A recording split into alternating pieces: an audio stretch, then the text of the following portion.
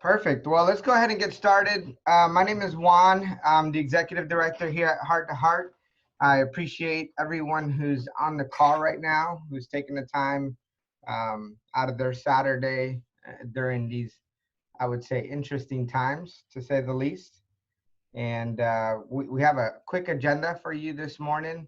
I would expect that we'll be through everything in the next 30 minutes, and then we'll leave 35 minutes, and then leave some room for Q&A. So before we get started, I just want to open us up with a word of prayer. Um, I know we have so many different people on the call. If praying is not what you do, that's okay. You can have a moment of silence, but let me just open this up in prayer. Father, we thank you for the opportunity that we have during these times to stand in a unique space in history, especially in our context here in Fort Lauderdale, South Florida, which is a hub of so many people from around the world. And it's also a hub, Lord, for seniors and the aging population. We have so many of them, they're vulnerable and they're isolated. And we are grateful and thankful, God, for you giving us an opportunity to be able to serve them. In Jesus' name, amen. So before we get started, I know some of you are already partnering with us in a lot of different ways. So I want to thank you for that. And then some of us are new to Heart to Heart. So I just want to talk a little bit about Heart to Heart, and then I'm going to hand it over to Rihanna. She's going to go over the practical ways that we're serving and get into kind of the meat and the potatoes of today's meeting. So first, let me just tell you that Heart to Heart has a social and emotional motto of care, and our social emotional motto of care is to connect, respond, advocate, and engage. And you'll see this often. You'll see it on our T-shirts. You'll see it on our website. But it's care. We're going to talk a little bit about that here in a minute. But first, let me just tell you a little about our mission. Our mission is to provide hope, share love, and restore purpose to the aging population. And we do this by enacting our care model and through our vision as well. So our vision is to mobilize volunteers to care for the aging population. And so a little bit about us. We are a 501c3 faith-based nonprofit founded here in South Florida to respond to the spiritual, social, and emotional need of the modern day orphan, which is really anyone over the age of 60 years old. And we serve South Florida in the Tri-County area since 2010. And in the last 10 years, we've served close to 1,400 isolated people in our community through face-to-face visits, group events, and advocacy. And it's important that I say 1,400 people, because 1,400 people are the people that we've actually seen face-to-face. We have a much further reach when it comes to group events and advocacy, closer to 2,500 people. So connect, when we talk about care, is connect, advocate, respond, and engage. And these are broken down into our social emotional model of care. And what we mean by connect is that we are connecting churches to care. We're connecting volunteers to the elderly, and hearts to hearts. So we have a far reach into the church community through different organizations like Church United, church partnerships, and different pastors who are looking to us in different ways to learn how to advocate for the aging population. And so we advocate for the aging population on behalf of the aging in the community. So this means that we give the aging population a voice. What I mean by that is we don't just assume what the aging population needs in the care centers or in the community, but instead we give them a voice. So we ask questions.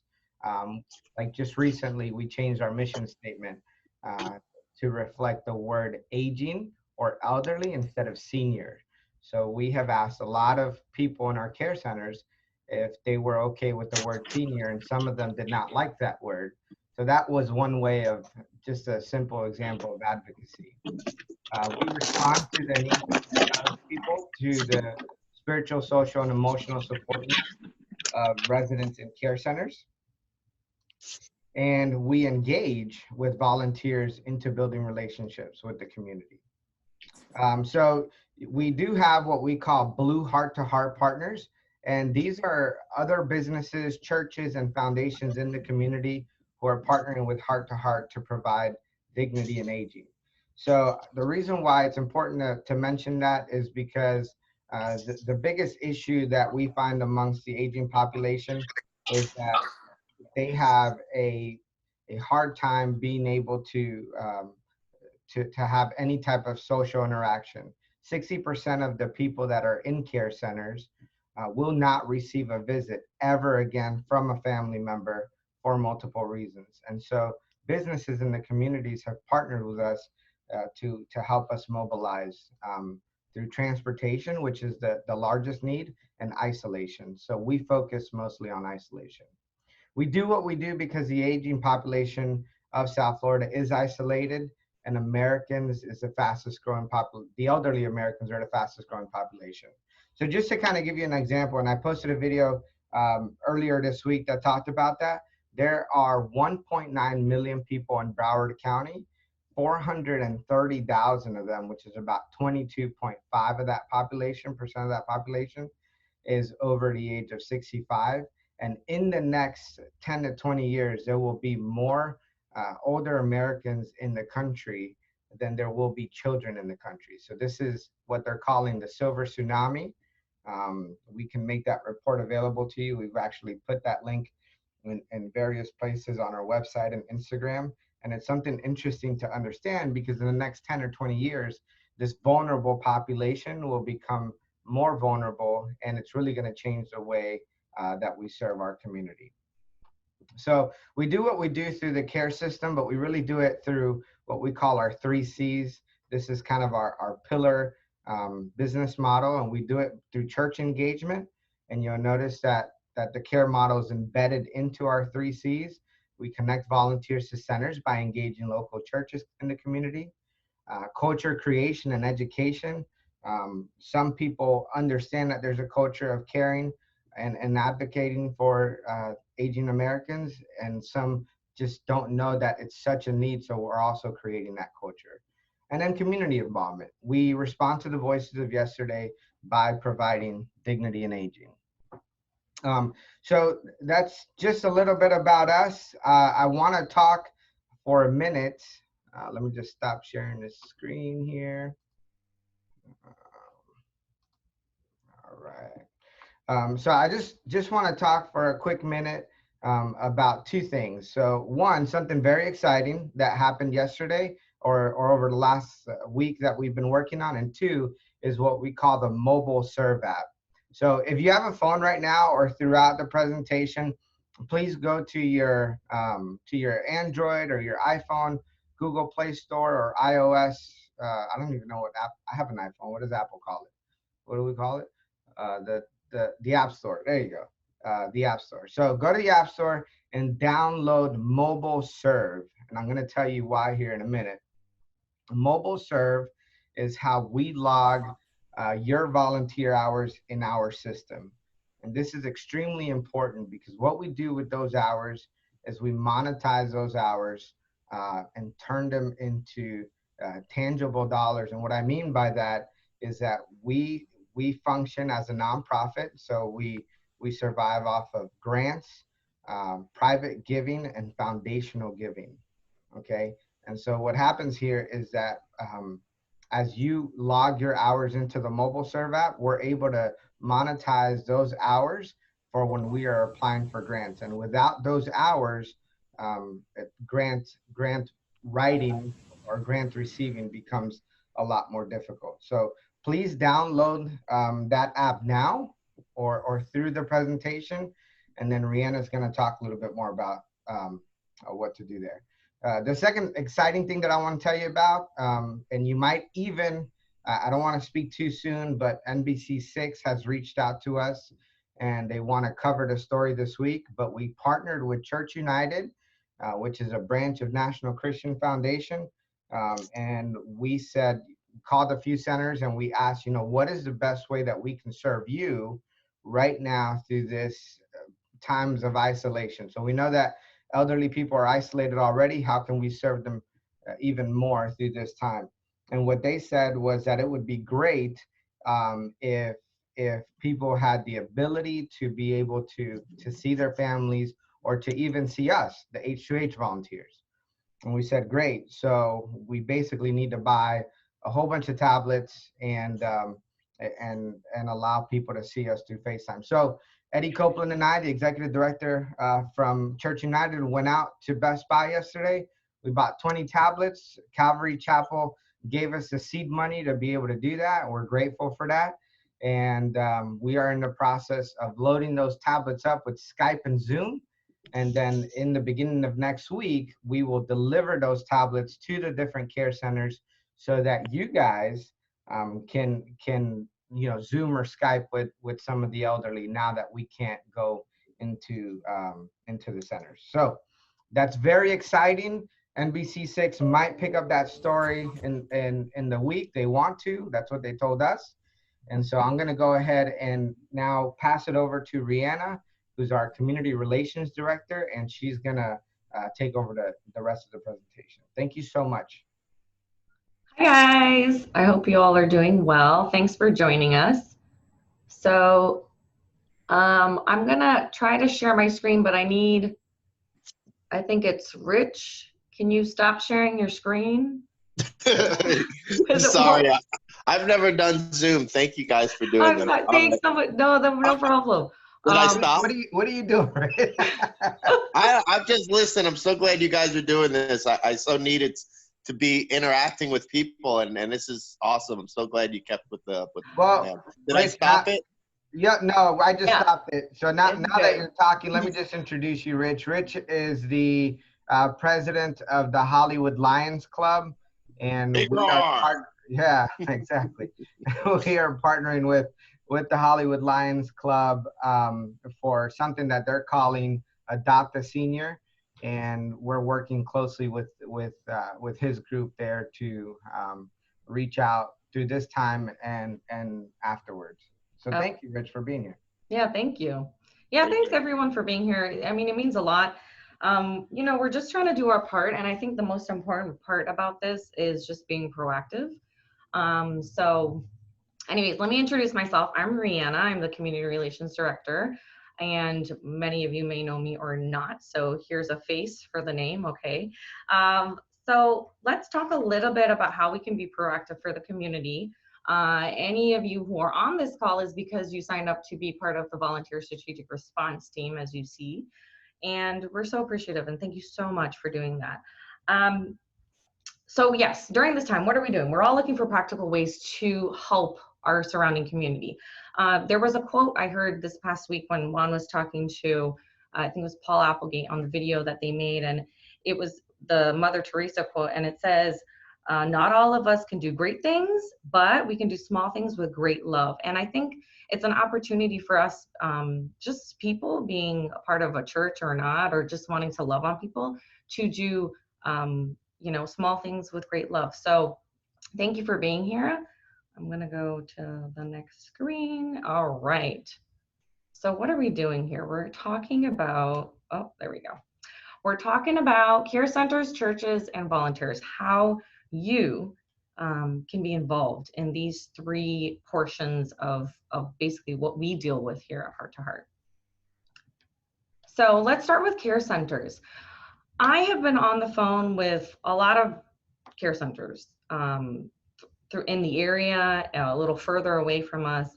And it's been interesting, the things that they've been saying to us. It first started off in the beginning of this week where they were like, oh yeah, we're okay, we can receive a couple things. And then every day, slowly but surely, it has changed and gotten a little bit worse, if you will. So you can't necessarily drop off laundry, or you can't drop off food or things of that nature, because they're kind of cutting what you can take to care centers. So we strategized and just brainstormed with a couple of people from care centers, the activities directors, and we came up with a couple of ideas.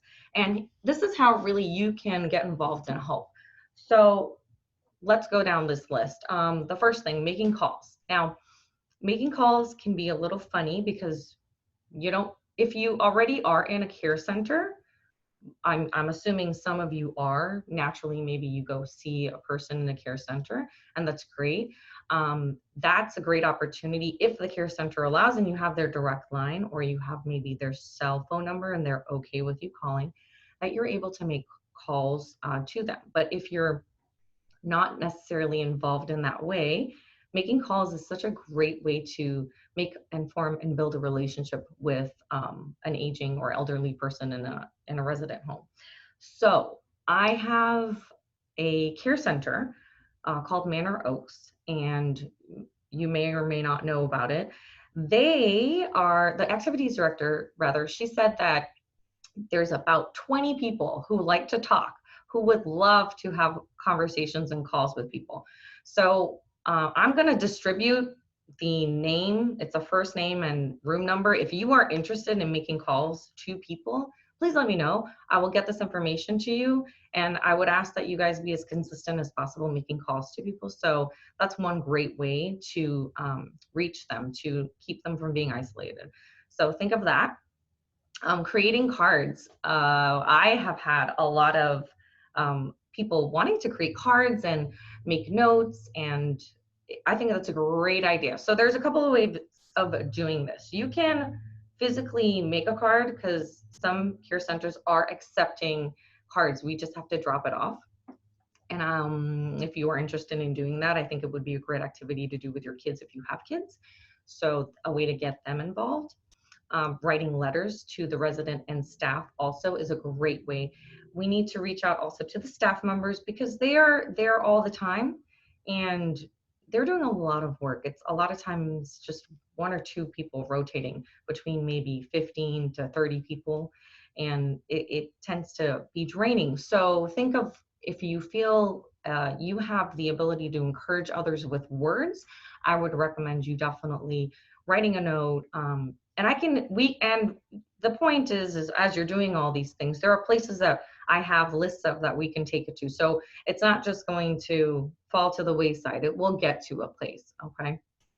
Juan had mentioned that we have these pads that we just got to give to community or care centers too, specifically right now we're doing, which is awesome.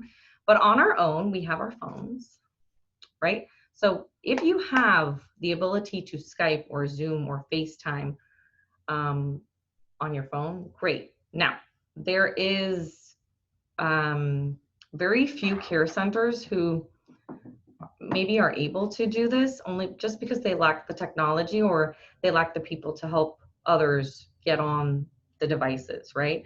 So if it's available, and I believe I have one or two available to do that, and that's something that you want to do. And this, as we go on the next few weeks, I'm hoping there will be more information as to if we can set up Skype calls, Zoom calls for activities, doing things like that.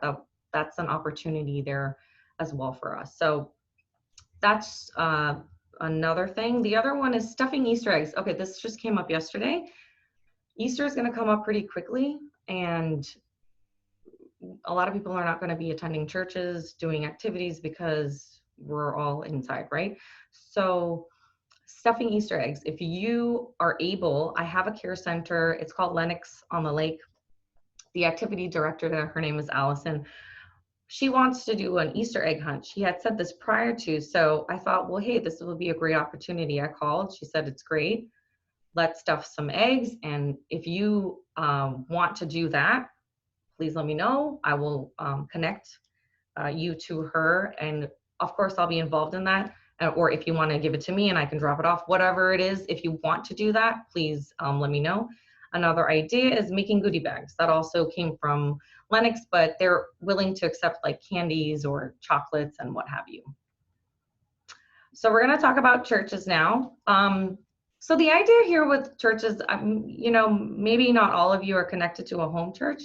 So if you're not, that's fine. Maybe put your efforts more towards just reaching out to the care centers. But if you are part of a church, definitely reach out to your church pastor, your pastors there, and find out who's vulnerable, which persons in your congregation, who are they and what do they have need of? You might have already been doing this, which is wonderful. Thank you. And, we appreciate that. And I know they appreciate it. So with the churches, what we're trying to do is collect information as much as you can from your people. And that might mean simply finding out, getting a first name, getting their, people might not necessarily like to give too much information, but get as much information. Make sure you're getting, if they have family, a family member's, or their family's away, a family member's number and name. Maybe even if you could get a doctor name and a number, just so you have that. It gets a little funny, it gets a little fuzzy, I should say, with these getting more personal details. But I think when you're one-on-one, it's a little easier, especially if they're living by themselves in a home, in their own home.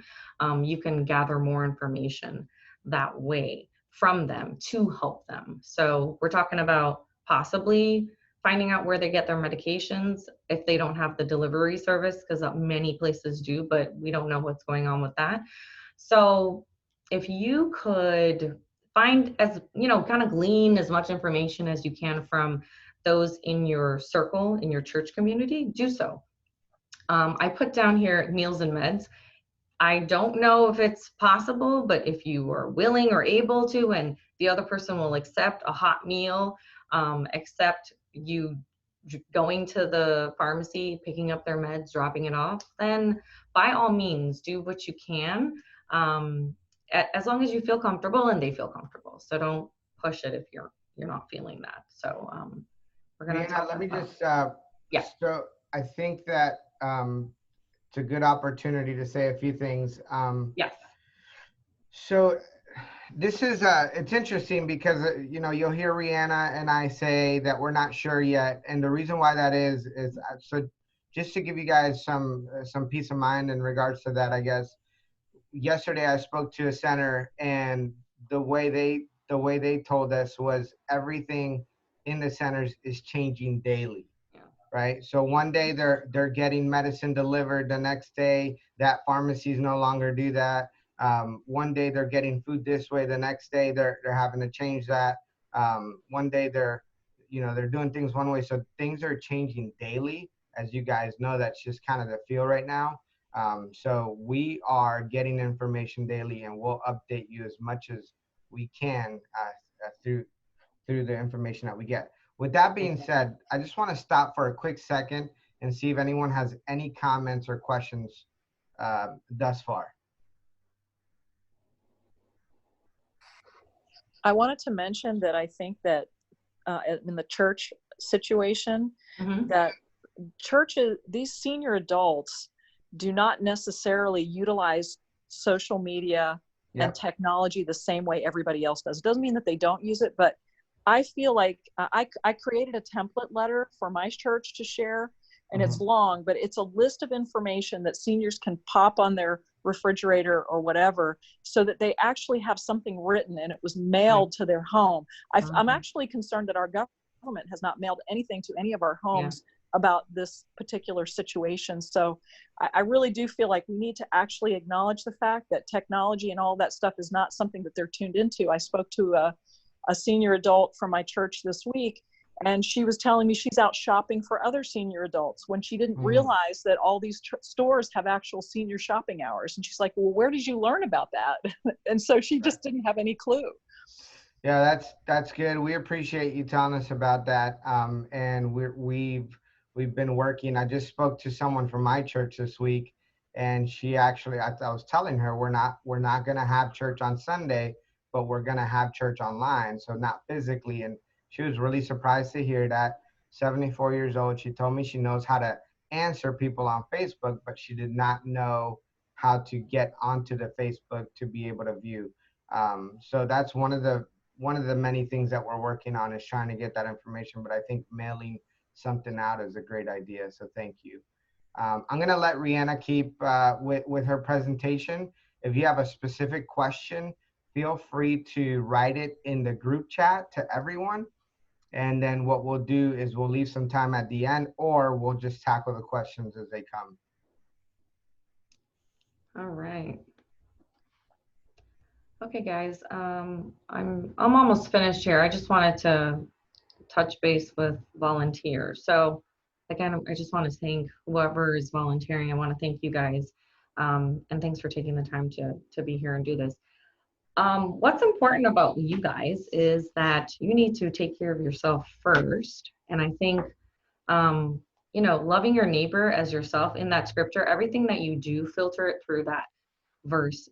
Because in order to love another person and pour into them, you got to make sure you're taking care of yourself, right?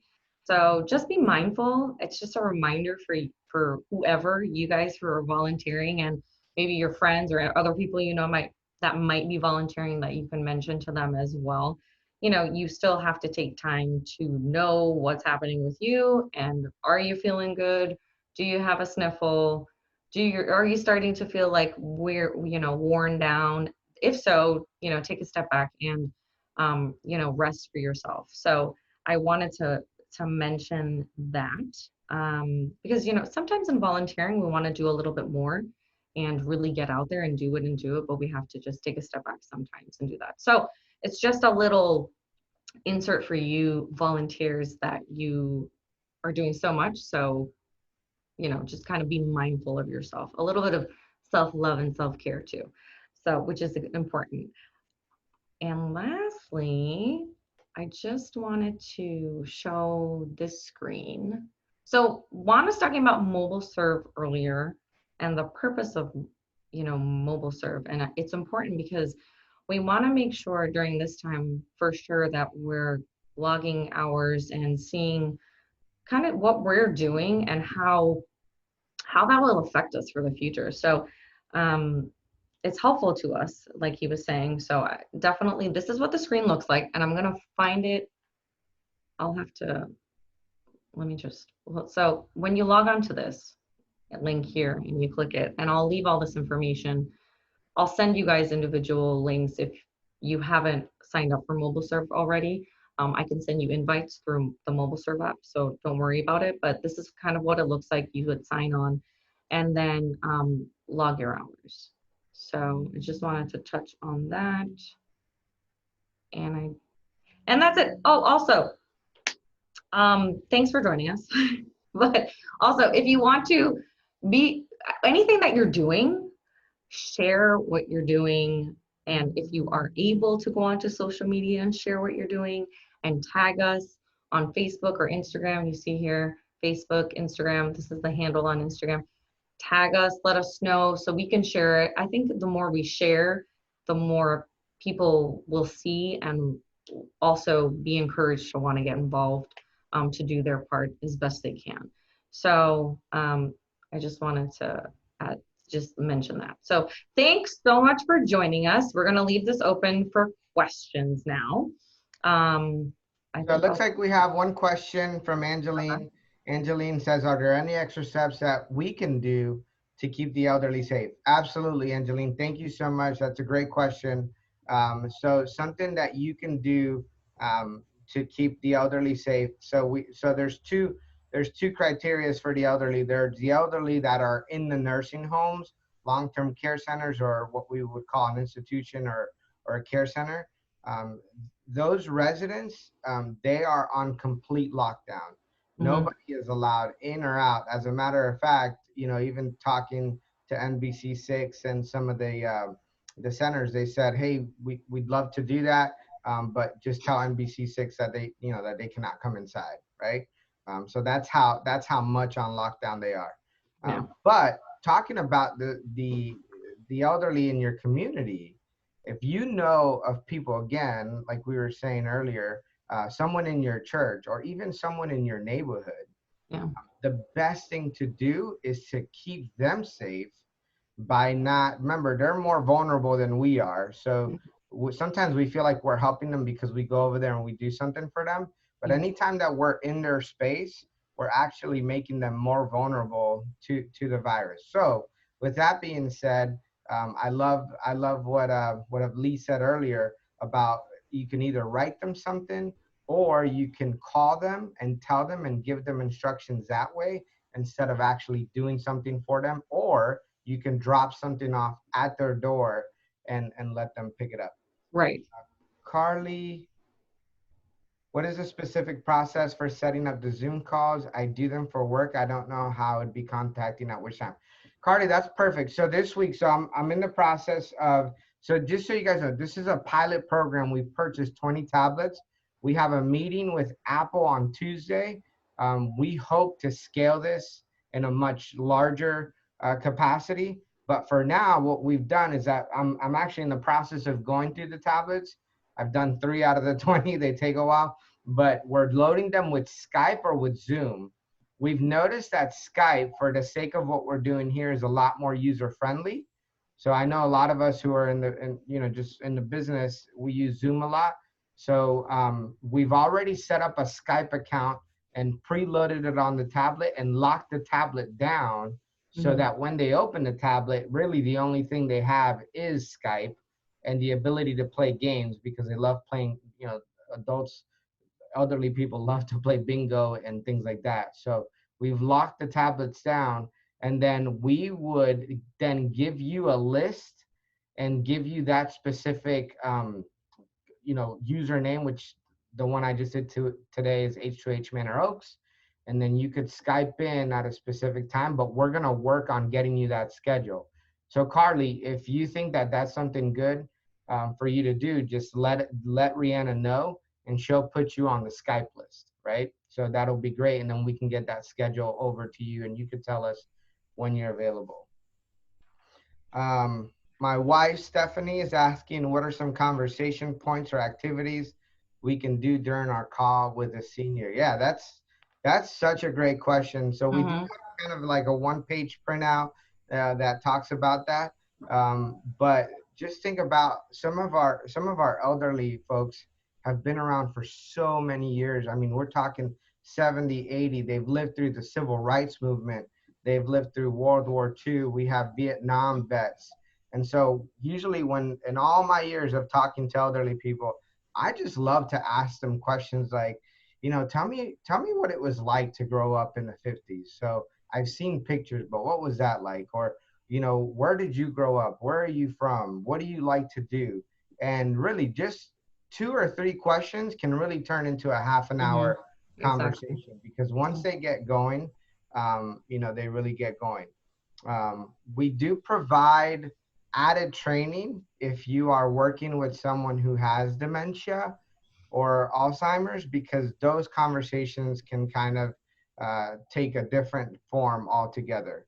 A lot of times what they say, what a person will say will not make complete sense, or they'll keep asking the question over and over a period of 5 minutes or so, depending on what that looks like.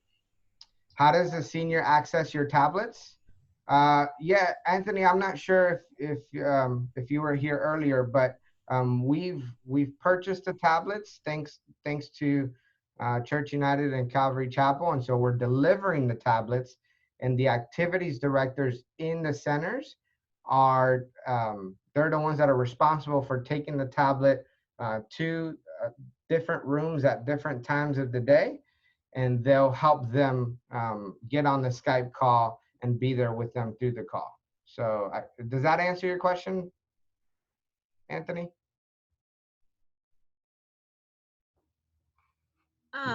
I'd like to say a couple of things, if that's okay.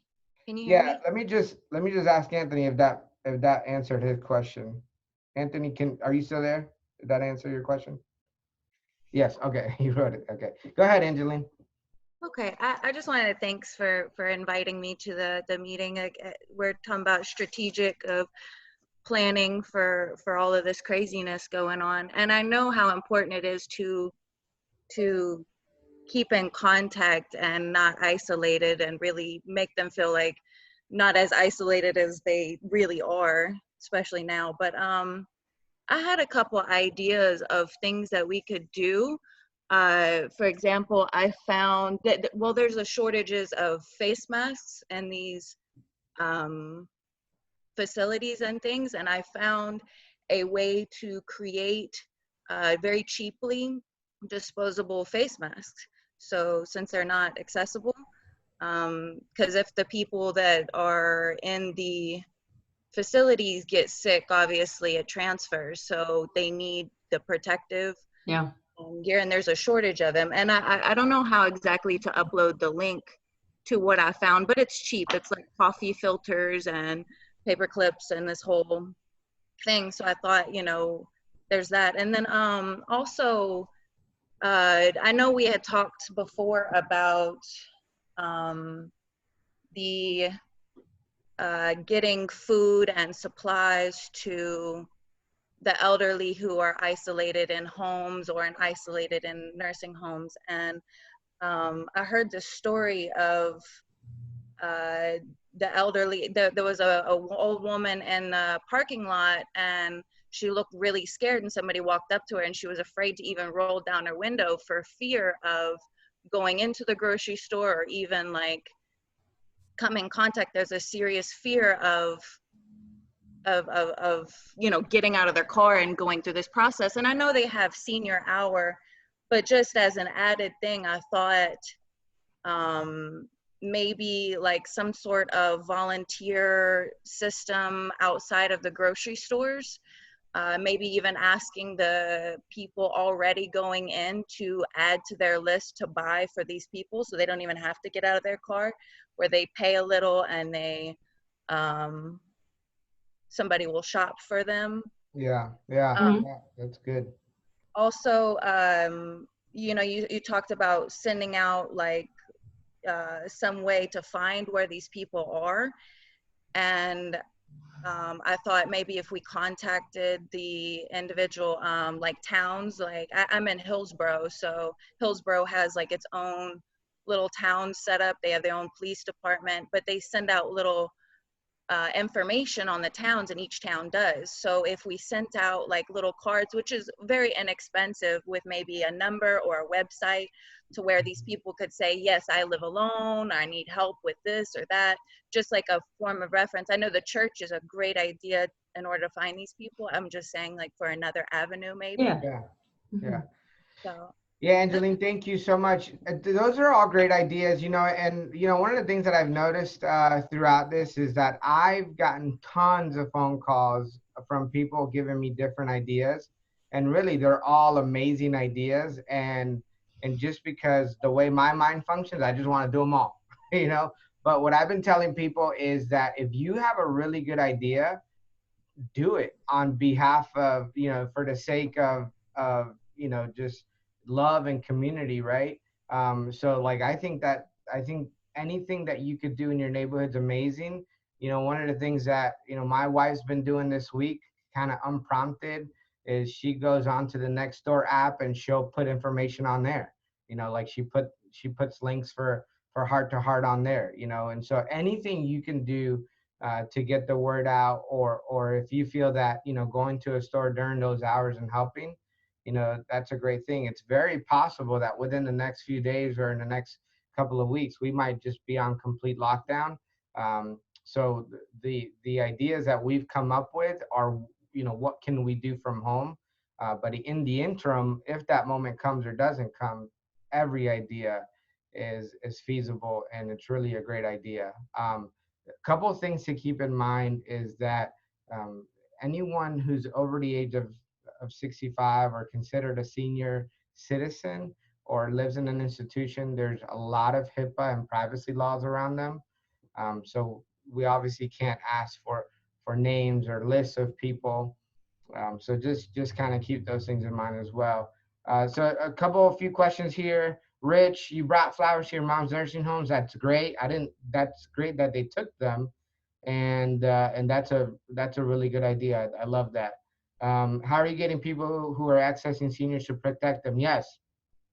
Lee, that's so good. So we were actually before the coronavirus happened, we were talking to a couple of police departments because we just had some conversations in December with some people that their grandparents we had one specific lady whose grandmother was scammed out of $28,000 in 1 year from a gentleman who just randomly called her phone, became friends with her, and he asked her to send her money, and she willingly did it. So I used the word scam, but she was doing it knowing it, and she was just doing it because she was lonely and she felt that she had the money. And so there's so many calls going out that are saying that they're the IRS and that they have to pay for this and pay for that. So unfortunately, because all this took place, all those conversations got put on the back burner with some of the local police and law enforcement.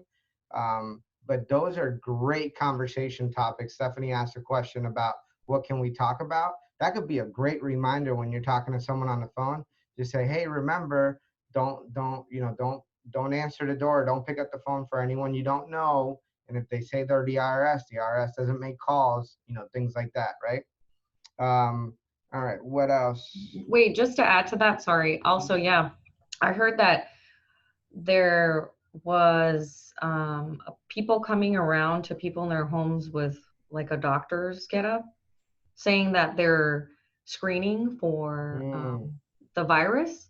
Yep. And people are thinking, oh, this is like maybe legit, but that's something also to mention to anybody and everybody who you're contacting. So I just thought of that. I just wanted to mention that.